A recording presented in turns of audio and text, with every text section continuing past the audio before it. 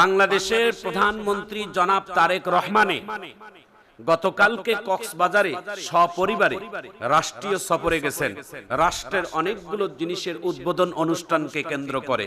প্রিয় ভাইয়েরা আমার, প্রিয় বন্ধুরা আমার, গতকালকে বিমান থেকে যখন বিমানবন্দরে নামবেন সেই সময় তুমুল ধারে বৃষ্টি হচ্ছিল। ওই বৃষ্টির মধ্যেও তারা স্বামী স্ত্রী একসঙ্গে হেঁটে রাষ্ট্রের কাজগুলো সারলেন।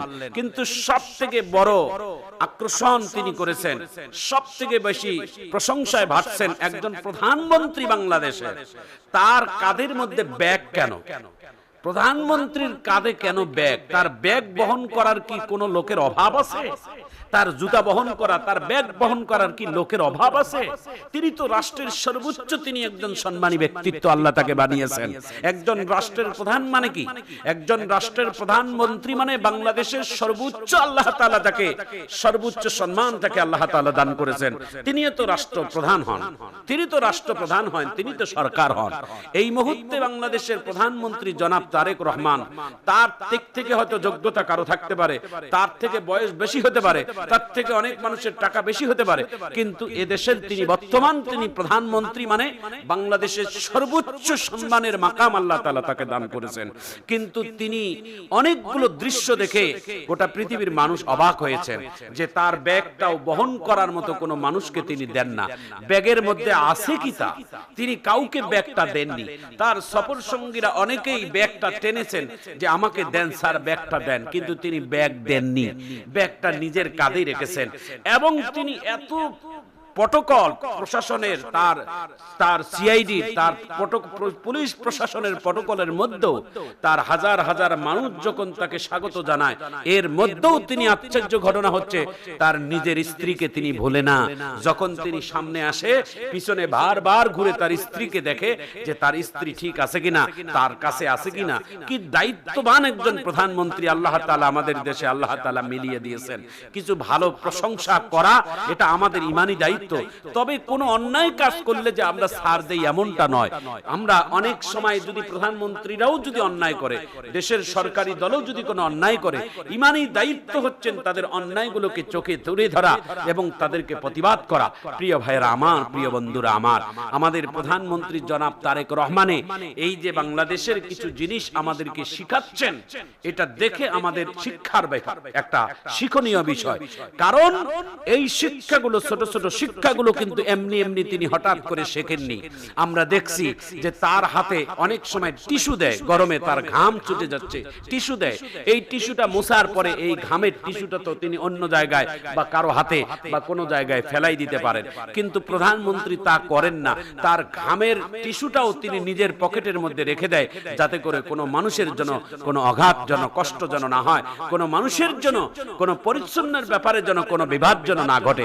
তিনি নিজের ঘামের টিস্যুটা পর্যন্ত নিজের পকেটের মধ্যে রাখে, নিজের হাতে তিনি ডাস্টবিনের মধ্যে ফেলাবে বলে। এই ছোট ছোট শিক্ষাগুলো, এই শিক্ষাগুলো তারেক রহমানে কিন্তু একদিনে পায়নি।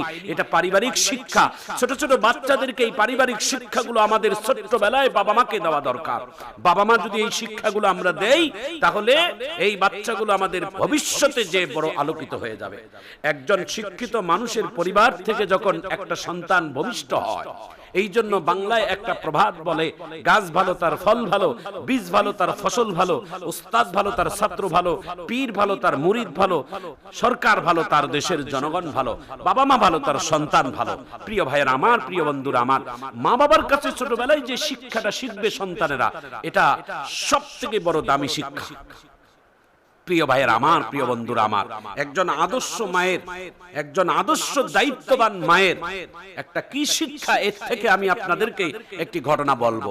প্রিয় ভাইয়ের আমার, প্রিয় বন্ধুরা আমার, একটা ছোট্ট বাচ্চায় তার মা ছোটবেলা থেকে আল্লাহর সাথে পরিচয় করে দিবে, আল্লাহর সাথে তার মহব্বত পয়দা করে দিবে। মায়ের চিন্তা, আল্লাহ আমার সন্তানটা যেন দিনদার হয়, আমার সন্তান যেন নামাজি হয়, আমার সন্তানটার যেন এদেশের জন্য সবথেকে ভালো মানুষ হয়। এই জন্য তার মনের চেতনা। একজন মায়ের কত সুন্দর একটা স্বপ্ন।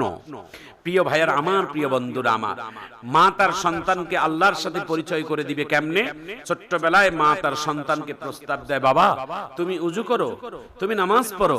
সন্তান যখন নামাজের কথা আহ্বান করে মায়ে, তো সন্তান ছোট মানুষ, ছোট জ্ঞান, ছোট ভাষায় বলতেছে, আম্মু নামাজ পড়লে কি লাভ হবে? নামাজ পড়বো কেন? বলে আমাকে আল্লাহ সৃষ্টি করেছেন, আমি আল্লাহর রিজিক পাই, আল্লাহ আমাকে বেঁচে রাখছেন, সে আল্লাহর গোলামি করতে হবে। বাচ্চায় ডাক দিয়ে বলে, আম্মু আমি যদি আল্লাহর ইবাদত করি, নামাজ পড়ি, তো আল্লাহ তাআলা আমাকে কি দিবেন? কি দিবেন? বাচ্চাটাকে, এই ছোট বাচ্চাটাকে মা কি বুঝাবেন? যেমন বাচ্চা তেমন তার বুঝতে দিতে হবে। তো মায়ে ডাক দিয়ে বলে, বাবা তুমি এই মুহূর্তে তুমি কোন জিনিসটা পছন্দ করো বলো তো? বলছে, আম্মু আমি সব থেকে বেশি আমার প্রিয় হচ্ছে আমার কাছে মিষ্টি। বলছে, তুমি সুন্দর করে নামাজ পড়ো, নামাজের সালাম ফেরার পরে পিছনে দেখবে তোমাকে আল্লাহ মিষ্টি দিয়ে দিবে। সুবহানাল্লাহ। মায়ে তার আল্লাহর সাথে পরিচয় করে দেওয়ার জন্য সন্তানকে উজু করে জায়নামাজের মধ্যে দাঁড় করিয়ে দিলেন।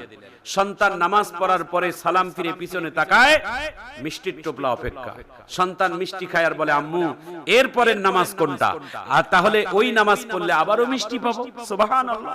জোহরের নামাজ পড়ে আসরের নামাজ, আসরের নামাজের জন্য বাচ্চা 1 ঘন্টা আগে উজু করে রেডি মিষ্টি পাবার জন্য, যে নামাজ পড়লে আল্লাহ আমাকে মিষ্টি দিবে, এই জন্য নামাজের জন্য অপেক্ষা।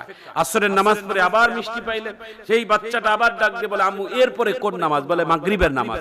এইভাবে তার মায়ে নিজের পকেটের টাকা খরচ করে সন্তান যখন নামাজে দাঁড়ায়, তার জন্য নিজের টাকা খরচ করে আল্লাহর সাথে পরিচয় করে দেওয়ার জন্য নিজেই পিছনের মধ্যে মিষ্টি রাখে।